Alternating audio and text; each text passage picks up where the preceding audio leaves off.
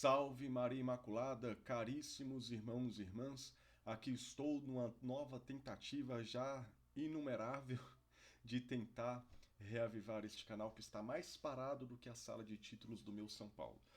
Mas vamos lá, estamos voltando e voltando com uma polêmica, né? Estava eu aqui meio às correrias, né? Gosto de ver alguns vídeos, e apareceu nesses videozinhos curtos aqui no YouTube um vídeo do Sakane, né? Que eu gosto muito, né? De ver algumas coisas de astronomia, né? E ele é um dos caras, assim, pessoas da ciência assim, mais fantásticas que nós temos aqui no Brasil. O cara sabe muito, embora seja ateu. E é muito interessante os vídeos dele, né? E apareceu meio que uma treta dele com um pastor protestante, eu até vi o nome do pastor aqui, né? Que eu anotei. Rodrigo Silva, né? Bem famosinho aí, né? Nas redes sociais, né? Que é arqueólogo também. E veja só que interessante, né? Tava aí a treta, né? Não quero comentar a treta deles, enfim, mas mais pelo que no vídeo ele comentando um debate que eles iriam ter. Primeiro que eu acho esse tipo de debate muitas vezes infrutuoso, né? Eu a princípio não gosto, acho que não se tem tantos bons frutos assim, principalmente pela questão que eu vejo mais, né? Na época que eu vi, até participava mais em debates em textos e tal de católicos contra protestantes, não tinha bons frutos, né? Era muito ruim. Eu não sou do tipo que gosta muito de ficar vendo debates. Mas eu gostaria de falar mais sobre os comentários, né, das pessoas, que é muito interessante. Inclusive, até o Sakane falava sobre isso, que as pessoas falavam, você não foi pro debate porque o pastor sabe muito de Bíblia, ele vai te pegar. E, cara, eu acho isso ridículo, assim, principalmente nós cristãos, e acaba que, é, embora não seja o pensamento da Igreja Católica, mas acaba que muitos acabam colocando todos os cristãos no mesmo pacote. Eu acho ridículo essa ideia de querer rebater a ciência como se a ciência fosse algo a ser combatido por nós, né? Como se a ciência fosse algo ruim, um inimigo da fé, e que se eu tenho fé, eu tenho que combater a ciência e eu tenho que combater provando com a Bíblia, né? Como se existisse uma guerra entre Bíblia versus ciências, uma guerra que não existe, né? Então é interessante, nós católicos temos que tomar muito cuidado que a gente não pode cair nisso, porque para quem não sabe, o próprio método científico ele foi desenvolvido na Igreja Católica, as universidades nascem na Igreja Católica, né? Embora seja estranho para muitos ouvir isso, né? Já que se propaga muito pensamento ateu, um pensamento muitas vezes crítico contra a fé cristã e contra o próprio catolicismo dentro das universidades, mas o sistema universitário, o método científico vai sendo desenvolvido pela Igreja Católica. Mas por que, enfim, estou fazendo esse vídeo e tudo mais? Porque eu vejo realmente muita gente que quer debater contra a ciência como se a Bíblia fosse um livro histórico científico, enquanto na verdade a Bíblia não tem essa intenção de ser um livro histórico científico. Deus não quis que a Bíblia fosse um livro histórico científico nesse sentido, né? Assim como eu pego, sei lá, um livro sobre as leis básicas da física, né? Deus não quis, né, a Bíblia para esse fim. Então, eu acho que quando vocês começam a querer pegar uma pessoa que é ateia e querer enfiar a Bíblia goela abaixo dela, você vai ter um resultado oposto. Você vai afastar mais ainda essa pessoa e essa pessoa ainda vai rir de você, porque vai achar que você é um fanático, louco, um lunático e um profundo ignorante. Né? Então vamos lá. Eu preparei aqui um roteirinho, estou olhando aqui para eu não me perder muito no vídeo naquilo que eu quero falar. Então a gente precisa entender que a Bíblia é uma coisa, né, que a religião é uma coisa e a ciência é outra. Ambas servem para coisas distintas, né? A religião que vem de religar, a religião vem nos religar ao sagrado, ao Criador. A ciência, ela vai trabalhar com a obra criada, embora muitos cientistas sejam ateus e não creiam num Criador, a ciência vai trabalhar na matéria, naquilo que é a criatura, né? Vai dominar a matéria, o mundo, as leis da física, desenvolver remédios, enfim, trabalhar naquilo que é criado. Então, a gente precisa compreender isso. E o vídeo, embora eu tenha iniciado falando do Sakane, eu quero falar mais aqui para você cristão, meu amigo, principalmente católico, que não pode cair nessa teoria protestante muitas vezes, né? Da sola escritura, né? De achar que a verdade está só na escritura e como se fosse um livro científico. Então a gente tem que entender o que é a Bíblia, né? Então, o que é a Bíblia? Muitos protestantes acham que a Bíblia caiu do céu, com zíper e tudo, né? Deus falou, aqui está a minha palavra, toda a verdade está aqui, sigam o que está aqui. A Bíblia não é isso. Primeiro que ela não foi formada nem assim, ela não veio pronta. Então, a gente precisa compreender o que é a Bíblia. A Bíblia, ele é um livro sagrado, que é o livro, né, que na verdade é a reunião de vários livros, né, da revelação de Deus ao seu povo. O povo que seguia a Deus não ao livro. Deus se manifesta ao povo. Deus não manifesta um livro ao povo. Deus se manifesta ao povo. Né? Se manifesta a Abraão, a Isaac, a Jacó, né? Se manifesta a Moisés. E aí vai Deus inspirando, né? Moisés inspirando os profetas a escreverem ao povo. Você está entendendo? A revelar ao povo as leis, né? Ali da religião, religando a verdadeira religião. Aqui, claro, falando na perspectiva da nossa fé cristã, católica. Então Deus se revela ao povo. E aí o povo, Deus inspira, então, já que tinha ali o desenvolvimento da escrita, né, escreveu os livros, né, pergaminhos, etc., Deus vai revelando, inspirando os autores sagrados a escrever aquilo que era necessário para a salvação. Só que a Bíblia ele não é um livro histórico-científico, ele é um livro de diversos gêneros textuais. Ele é um livro histórico, sim, existem coisas históricas, que são ali documentos históricos, mas também existem poemas. O livro de Cântico dos Cânticos é um poema. Com inspiração divina, sim, mas ele é um poema que Salomão faz para a sua amada, mas espiritualmente tem todo um outro sentido, né? Que Deus inspira aquele poema num outro sentido, né? Da igreja, sua esposa, né? E etc. Assim, o livro do Gênesis, que normalmente é onde dá toda a polêmica. Ah, porque os cientistas dizem que não foi daquele jeito. E aí o cara que só crê na Bíblia fala, não, Deus criou em 7 dias, e foi apenas 7 dias porque está escrito na Bíblia, e aconteceu dessa forma, do jeito que está lá. Cara, você tem que entender uma coisa. Deus revela-se ao seu povo de acordo com o que o povo pode entender. Quando o livro de Gênesis foi escrito, a linguagem com que foi escrito é para que o povo possa entender. Então você precisa entender o seguinte, que tudo que está na Bíblia, ali vamos falar especificamente de Gênesis, tá? Que normalmente é onde entram aí as grandes tretas dos cristãos com alguns cientistas. O livro de Gênesis, ele vai ser escrito, tudo que está ali nele é verdade. O que está escrito aconteceu, mas não da forma com que aconteceu. Você está entendendo? Aconteceu a criação do mundo. Deus criou o universo, Deus criou o mundo, Deus criou o homem, mas não necessariamente da forma com que está lá. Como foi? Não interessa. Está entendendo? Não interessa, porque isso não vai interferir na minha salvação. O que Deus revelou para o autor sagrado ao escrever o livro de Gênesis era aquilo que era necessário a gente saber. Existem alguns pontos, não é que é ficção como os ateus dizem. É verdade, aconteceu aquilo, mas não da forma com que está lá. Para servir de exemplo, eu gostaria de falar o seguinte. Você que tem filho talvez vai entender maravilhosamente bem. Você tem lá seu filho, sua criancinha, será? Ele chega lá com uns 3 anos, 4 anos, ele chega com uma pergunta para você. Papai, mamãe, como é que eu nasci? Como é que vêm os bebês? Qual é a resposta que normalmente os casais dão?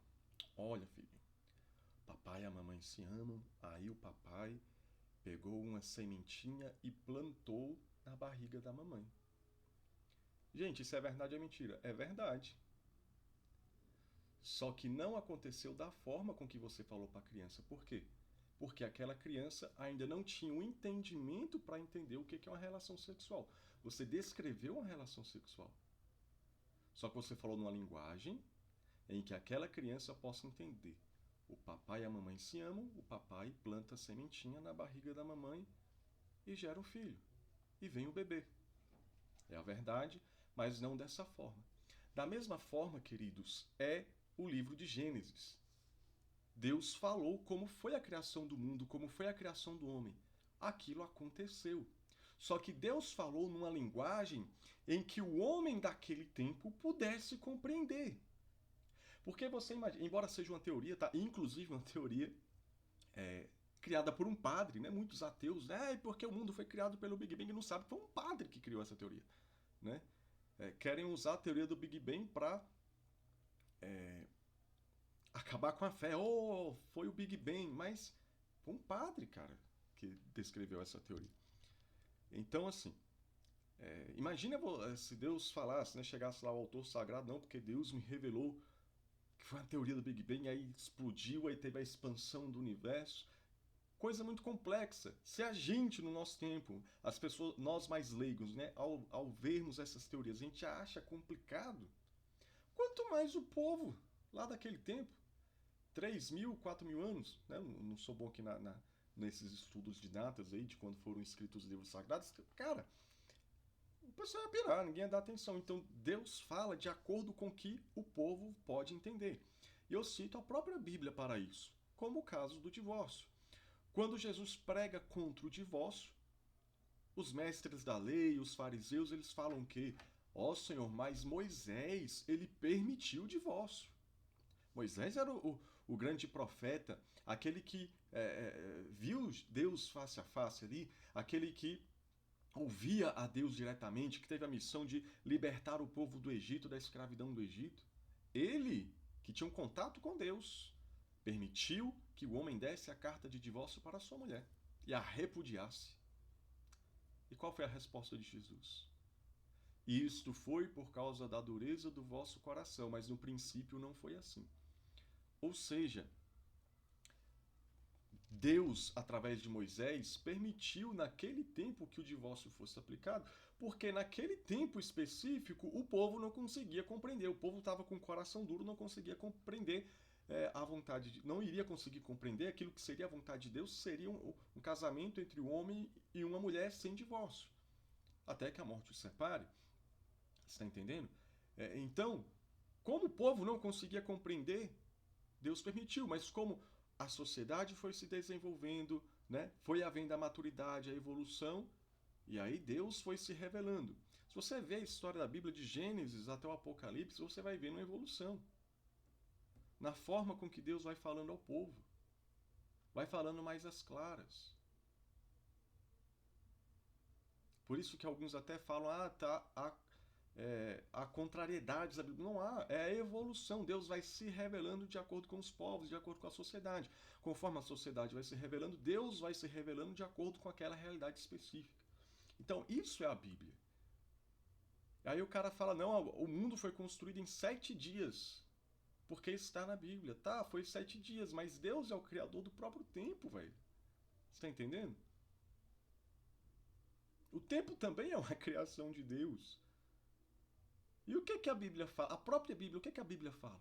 Para Deus, um dia é como 1000 anos e 1000 anos como um dia. Cara, Deus é atemporal. Deus, para a gente entender, pode ter falado.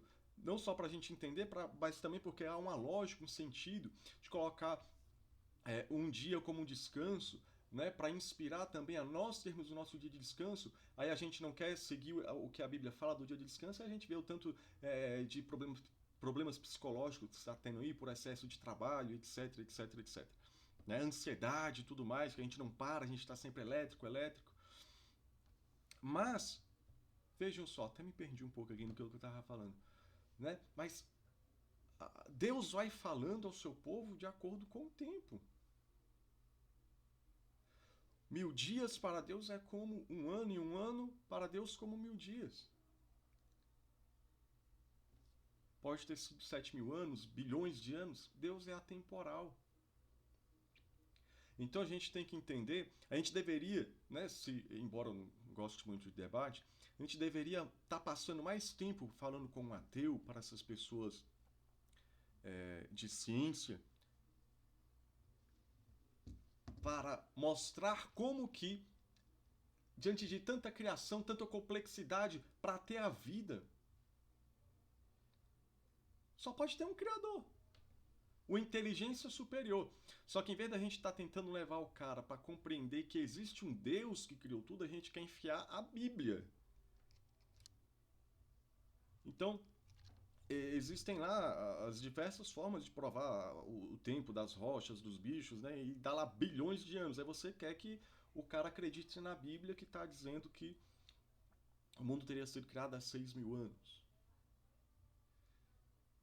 Anderson, mas a Bíblia tá dizendo, cara, mas a Bíblia não tem a finalidade de ser um calendário, velho. A Bíblia é a palavra de Deus que se revela ao homem, que se revelou ao homem no decorrer da história. Que se revelou ao homem a partir de Abraão. Você tá entendendo? Não é um calendário. A Bíblia não é um livro científico, sei lá, um livro jurídico, alguma coisa assim que é. Não, a Bíblia é a palavra de Deus que foi se revelando. Ela não tem a finalidade de trazer exatidão cronológica da criação do mundo, da criação do homem. Inclusive aí entra debate sobre o evolucionismo. A Igreja Católica não condena o evolucionismo. Ela condena uma vertente do evolucionismo. Isso quem resolveu foi o Papa São João Paulo II, né? Porque ele condena o evolucionismo não assistido por Deus. Né?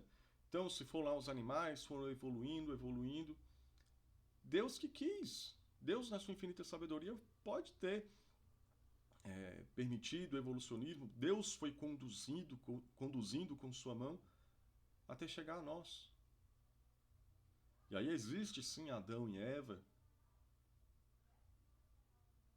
senão não teria o pecado original, mas não condena em si a teoria da evolução. O que a igreja condena é a teoria da evolução em que se tira Deus e que do nada alguma coisa se criou, e essa coisa que se criou do nada já se evolui para outra coisa, até que chegou o homem do nada, sem assistência de Deus. Tipo, o nada que se evoluiu por algo que não é nada. Então, essa teoria, sim, é condenada pela igreja, mas a teoria da evolução assistida por Deus, ela não é condenada pela igreja.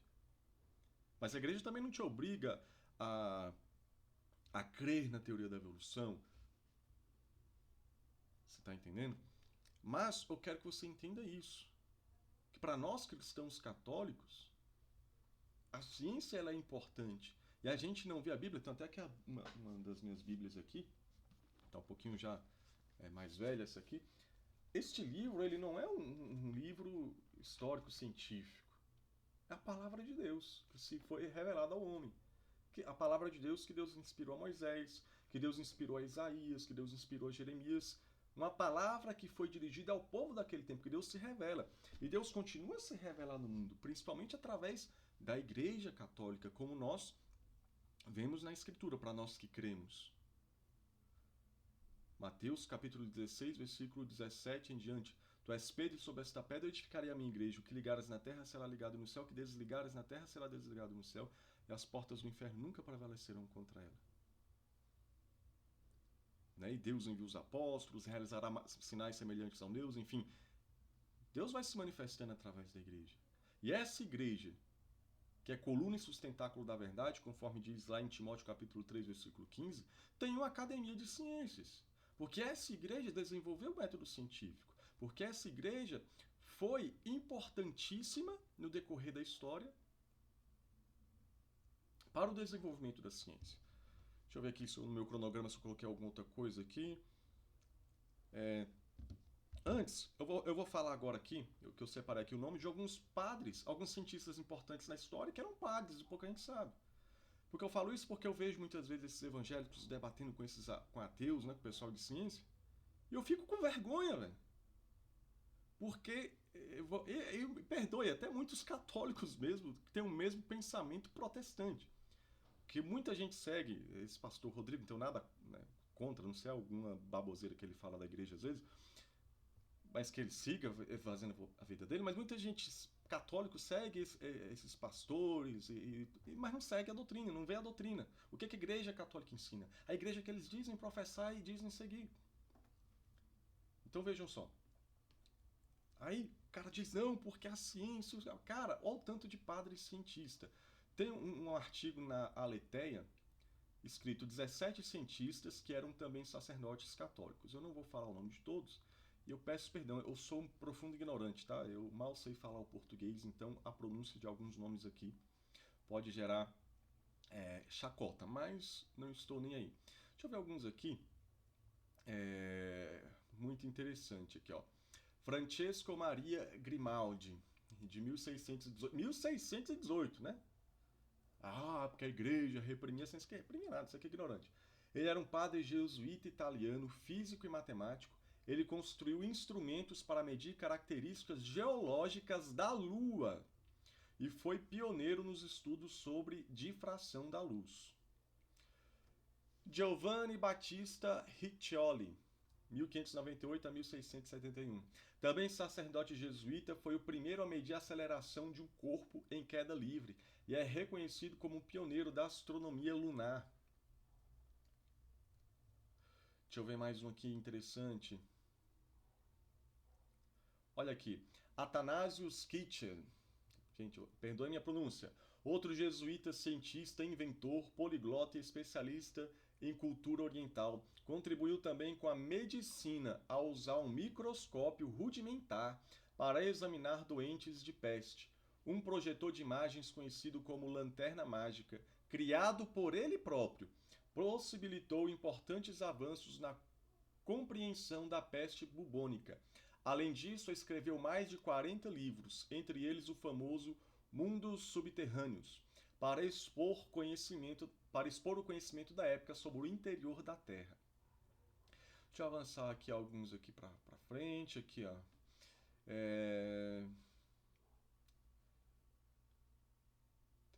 Aqui ó.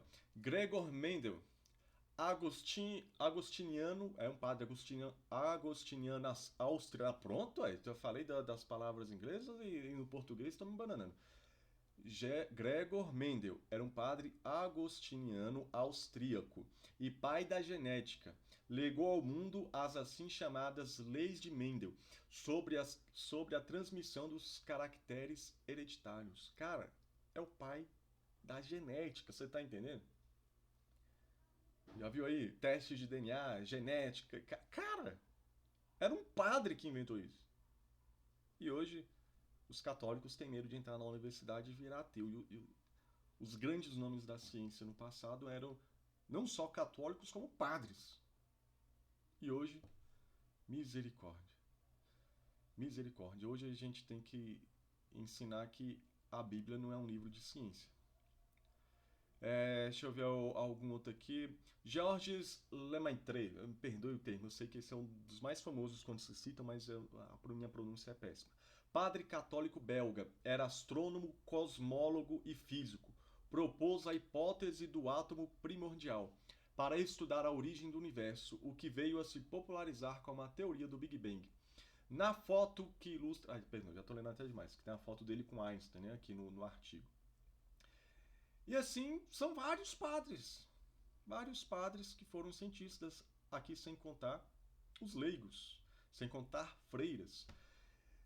A Igreja Católica tem uma academia de ciências e que não pense vocês que ela só tem gente religiosa, tem muita gente descrente, né? Muitos ateus fizeram, né, e fazem parte da Academia de Ciências do Vaticano, que já ganhou no decorrer da história vários prêmios Nobel. Então, cara, católico querer combater a ciência tal qual alguns protestantes fazem é vergonhoso. Só de exemplo aqui, para quem não sabia dessa informação, que a Igreja Católica tem uma academia de ciência, os milagres ocorridos por beatificação e canonização dos santos, ou melhor, os milagres que levam a igreja a beatificar e canonizar santos, são analisados, né, por médicos do Vaticano, cientistas do Vaticano. E uma vez eu li, se eu não me engano, na própria Aletheia aqui, um artigo muito interessante sobre uma médica, uma cientista lá do Vaticano, que é ateia. Ela foi responsável por pesquisar mais de 5.000 milagres na história da igreja, e ela confirma que são milagres, mas continua sem acreditar em Deus.